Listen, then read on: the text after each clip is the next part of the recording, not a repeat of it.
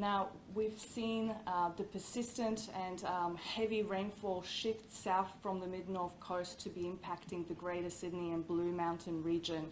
So we've already seen quite a bit of rainfall across the Greater Sydney area, and that causing that potential for flooding and also possibly flash flooding. So for this Greater Sydney region, we are looking at rainfall totals widespread across the region of around 100 millimetres. But really the heaviest falls are expected over the lower Blue Mountains region, where we are likely to see 200 to 300 millimetres. Now, even within this area of what is quite persistent and heavy rainfall, we can see local very heavy rainfall up to 2 to 3 times the amounts of what might be recorded in nearby areas. And we've already seen the impacts of that intense rainfall, also accompanied by damaging winds in the Greater Sydney area. So it's very important for the community out there to really be aware of the dangerous conditions and the current situations that it can change quite quickly. Now, everything is pretty wet out there already. We already see water over the roads. Keep in mind, if you don't need to travel, if you don't need to head out today, this is the day to really stay home. Just for a bit of context, if you find yourself on the road, conditions can change very quickly. If you do see that heavier localized rainfall come through, it can mean that you lose visibility. You can't necessarily even see what you're driving into. So again, if you don't need to be out there, really have a good think about staying home. I think one thing that we've learned with COVID is sometimes that most powerful protective action we can take is actually staying home. And that can be the best way to keep yourself and the community safe. So today, just really urging the community out there that this is the day to exercise that powerful protective action of staying home and staying safe. Of course, for some areas that do have evacuation orders, of course, making sure that you follow advice from emergency services and stay clear of any dangerous areas and conditions. Now, today into the evening, we may see some reinvigoration of rainfall over the mid-north coast. Tomorrow as well, so even though conditions have eased there, of course everything is very wet. So again, for the mid-north coast community, they're not quite out of the shadows yet, and that flood risk will remain. Now, just for some context, the rainfall on the mid-north coast has been very heavy. In fact, for the mid-north coast and Hunter region, we are seeing rainfall that is record-breaking for March by 100 to 200 millimetres above those March records. And just for some specific sites, just to give you a context of the rainfall we have seen 405 millimetres recorded at Kendall, so that's a record heaviest rainfall that we've seen. Also 371 millimetres at Red Oak. And it's not just the total rainfall amount, it's also how quickly and intensely that rainfall has actually fallen. So we had 160 millimetres fall in just 3 hours at Kindy Bridge. Now that resulted in also a record river height at that particular location. So again, it's a very significant record-breaking event with the rainfall that we have seen. We are seeing that persistent rainfall now over the Greater Sydney area and Blue Mountains, with the heaviest falls expected over the lower Blue Mountains. So continuing that flood risk, that risk of flash flooding. Again, if you can stay home, stay safe, very important to take that action, but also be really aware of any warnings that are current for your area and take advice from emergency services. Now, hopefully for some parts of Sydney where we won't see that really heavy rainfall, you will just experience that very, very wet day. So likely to just be able to experience whether that rainfall leak that you got fixed, whether it's actually been fixed or not. So there are areas that will see very heavy rainfall, but for other parts of Sydney, we may see just be a very, very wet day. Now I'll just hand over to my colleague Justin to talk about the flood situation and flood risk. Thank you, Agatha.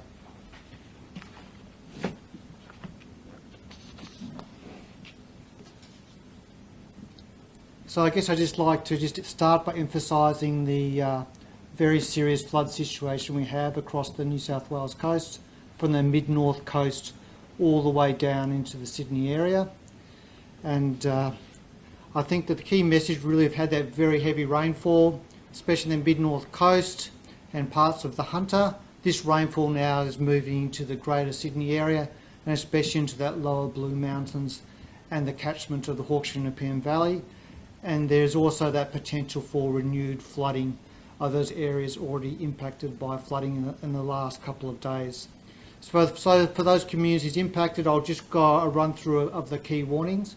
But obviously there's a lot of warnings, and there's a lot of dynamic rivers levels rising and falling across the various catchments. So I just say that for the community to make sure they keep across updates of those warnings on the Bureau's website. The forecast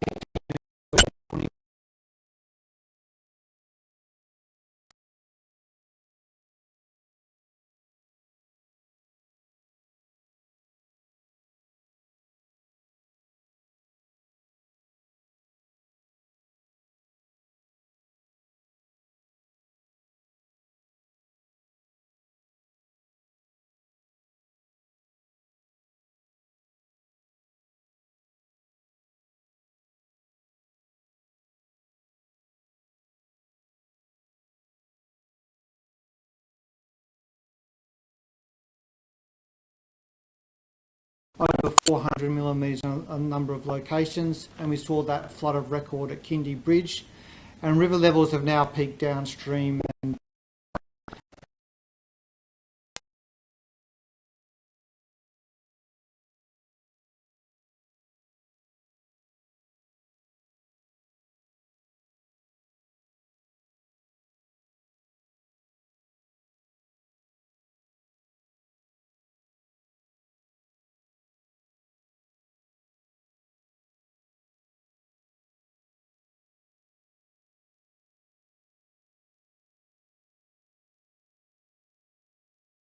now are approaching Gloucester, and we've got major flood warning for the Manning River. We're expecting river levels to rise and peak this afternoon about 5.3 metres, which may be similar to the 1978 flood event of 5.54 metres there. At Bulahdelah, we've got a minor flood warning current along the Williams River. We've got the floodwaters there are now approaching Dungog. We're expecting major flooding. We've got a major flood warning for the Patterson River at Gostwick Bridge. We've got a moderate flood warning current for Wollombi Brook. And in the Hunter, we'll probably issue a flood warning for the main Hunter River, with some flooding potential at Singleton and Maitland and Raymond Terrace. So I think this afternoon the Flood Warning Centre will issue a flood warning for that impacted area. We've also got a minor flood warning for Tuggerah Lake, and depending upon how the rainfall unfolds today, we might see some minor flooding along the Georges River. But for those people in the Greater Sydney area, I think the area of most concern, both to the Bureau and those impacted the communities, is the potential for very significant flooding along the Hawkesbury and Nepean River. So the Bureau issued a flood warning early this morning, and that was just updated just a few minutes ago. And the current flood warning is basically suggesting we possibly might see moderate to major flooding. It's still early days because it really depends upon how that rainfall unfolds over the next 24 hours. But looking at our current forecast, we're thinking that it might be similar to the February 2020 event, which had very significant impacts on the community, especially those two bridges at North Richmond and Windsor. But higher levels or lower levels of flooding are definitely possible. So what I just want to emphasise to the public, you need to keep across the current warnings and also the messages from the emergency services. So we're expecting Warragamba Dam to spill this afternoon, and this will then combine with river flows from the Upper Nepean and also the Gross River and the other local tributaries, including South Creek. So the exact timing of the flooding really depends on which areas of the catchment receive the heaviest rainfall and the time in which they receive that rainfall. So based on our current modelling, we're thinking that we might see some minor flooding at Penrith and North Richmond during later today, And then depending how the rainfall events unfold, we might see moderate flooding develop later today and overnight. And those river levels may rise to the major flooding. Yeah, major flooding is definitely a possibility with this rainfall event. But I just want to emphasise it's a very dynamic, evolving flood situation, and we could see some very deep and rapid responding rivers with very high levels. And it really depends on how much rainfall we get today. And it's just really important to keep across the Bureau's warning updates and also the advice from the emergency services about how people should respond appropriately to those impacted communities. So I guess just like to finish off before we open for questions is, we've got those multiple flood warnings impacting coastal rivers all the way from the top of the mid-north coast up in the Orara River all the way down into the Sydney region. We might see some renewed flooding in parts of those rivers that have already been impacted on the mid-north coast with that further rainfall forecast tonight and tomorrow. And during today in Sydney, we really need to keep across that flash flooding in the Sydney area, the potential flooding in the Georges River, and probably even more importantly, the potential flooding along the Hawkesbury and Nepean rivers. I guess for us, public safety is the main message. Stay out of the floodwater, keep across the Bureau's warnings, listen to SES advice, and it's still an evolving and dynamic situation, so people need to keep across what is occurring. I'm happy to open it to questions. I just wanted to ask, you mentioned the Warragamba Dam is expected to spill over later today. Yep. Are you able to just expand on what happens when the dam spills and if there's any concerns for the community regarding that? So Warragamba didn't actually spill during the February 2020 event, and we've had a number of spills over the past 10 years. So we had a spill in 2012, 2016 and 2013. So the last really significant spill from Warragamba was in the August 1990 event. But then the Warragamba catchment and also the Hawkesbury and Nepean Valley is a very complex valley, and it can flood in many different ways, depending where the heaviest rainfall falls. But in sort of general, there's been some analysis of some of the really big flood events, and usually people say between about 40 and 70% of those big flood events. Most of the flow has come from the upstream of Warragamba Dam. So when is this rainfall expected to peak and also the flood risk? Do you want to talk about the rainfall? Yeah. So for Sydney, today is definitely the wettest day, but tomorrow we are still expecting those wet conditions to continue. It will shift to the lower Blue Mountains and highlands of the Illawarra tomorrow as the focus areas. Then we will start to see the next weather system start to move through with rainfall expected over the Riverina tomorrow, but then into Monday and Tuesday over broad areas of inland New South Wales. So that may again see the potential for flood risk associated with that rainfall over the inland of New South Wales. And as that system moves through, it won't really be till Wednesday that we'll really see the first proper break in the weather. Now, it won't be sunshine and blue skies on the east coast, but it will be a significant change from persistent heavy rainfall to a day where we might see a shower or two.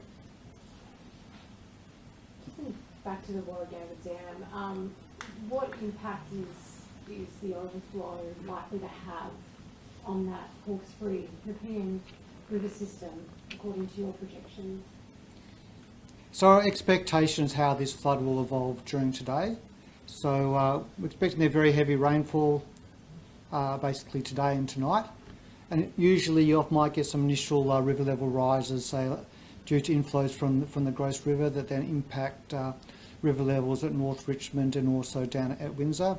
And then we might see some increased runoff that comes from the upper Nepean River that then flows down into Penrith and then comes and joins the main river. And then following that, we should see some significant spills over from Warragamba Dam. But like I said previously, it really depends on which areas of the catchment actually receive the heaviest rain as to which is the most important contributor to the flood peaks.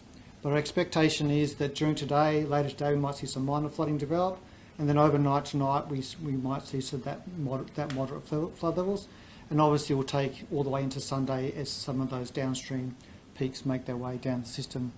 I guess we're saying that our current expectation is more around the moderate level, but we're definitely highlighting to the community that major flooding is possible. Spills from Warragamba are meant to sort of, they're quite slow initially and then they peak at a certain point. Do you know sort of when that might be? So we're expecting Warragamba to start spilling this afternoon, and then we'll probably see some of the peaks later on that Saturday. Are we expecting more evacuation orders across parts of the state? I know they were flagged last night that there would be more expected today, but is that still occurring? So it's probably really a question for the SES, but our expectation is that we've still got increased flood risk, we've still got river levels rising, and no doubt there'll be a number of actions taken by the SES to keep the community safe. Are there any key areas of concern in Sydney in terms of along that Hawkesbury, the PM River, any suburbs in particular that we're concerned about? I guess we're concerned about all of those suburbs that lie along that river, but I guess we're always concerned about Penrith and Windsor and those communities where you can get very deep levels of flooding. But it really depends on how where we actually see the heaviest rainfall and we actually see the highest river levels of the communities impacted. So I guess my sort of message to those communities is just keep across those warnings and forecasts, because they will change throughout today as we see that rainfall fall on the ground. We're expecting to see the rivers around the Hawkesbury, etc., peak at a certain point, and sort of what levels are we sort of anticipating? I won't go to the details of all the different levels, but we're expecting levels similar to the February 2020 event. And usually we'll probably see maybe Penrith peak first, and then you go downstream to North Richmond, then Windsor, then Sackville, and then Lower Portland. So we're expecting those initial rivers to say peak Saturday night into Sunday, and maybe Lower Portland might start peaking into Monday. But it's still very early days in terms of when those river levels are going to peak and what levels they'll actually reach. In terms of the North Coast, it's not expected to get much rain today, but then potentially a lot of rain tomorrow. Is that due to a new system, or what's the situation? So this particular rainfall event was associated with a coastal trough and moist onshore flow that's been really streaming that moisture in and reinvigorating those showers. We did have a low as well that formed, and we saw some very heavy rainfall to the south of that low, which is where we saw the heaviest falls on the mid-north coast. Now that coastal trough is still there, and that's really what's driving that broad-scale rainfall that we're seeing along all of the New South Wales coast. But with it, we do have areas that really do intensify. We see those heavier showers and that more dangerous rainfall falling. So this is what's driving the broader scale rainfall that we're seeing across the New South Wales coast. It's what we're monitoring as well for the areas where we're seeing that sort of deepening and intensifying of rainfall. So again, today, that's really the lower Blue Mountains. That is where we're expecting the heaviest rainfall. But of course, across the Greater Sydney area, also expecting some quite substantial falls of around 100 millimetres. We're seeing some sort of separate random storm cells form in Sydney. What's sort of behind that? So again, with this sort of event, you can have very localised, intense conditions forming, where we see very heavy rainfall bursts and also accompanied by by strong and very damaging winds. So we have already seen reports of that today in Sydney. So again, it's just highlighting how we have a broad-scale situation that is bringing that increased flood risk, flash flooding, and really dangerous conditions. But within that, you can have very localised conditions and very significant impact. So again, very important to be very aware of the conditions and what that can bring. Long term, it's been quite a cool and wet summer thanks to La Nina. Is this wet weather expected to continue over the next few weeks and months? Well, La Nina is actually returning now back to neutral, which is fairly standard during autumn. So we are still seeing those wetter conditions, but broadly as we head into autumn and with conditions in the tropical Pacific returning to neutral, away from La Nina, we're likely to see that broader scale push for those wetter conditions easing as well. That's not to say that we're not going to see any rainfall, but again, that broader scale long-term push for wetter conditions is easing.